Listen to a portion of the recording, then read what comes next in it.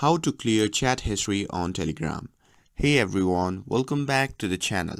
In today's video, I'm going to show you how you can clear chat history on Telegram. So now without further ado, let's get started. So first thing first, open the Telegram app on your phone and make sure that you are logged into your account. And once you have opened it, simply find the chat that you want to clear. And once you have found that, simply tap and hold on the chat. And after that, simply tap on the three dot icon shown in the top right corner of the screen. And from the drop down menu, you can see the option label as clear history. So simply tap on that.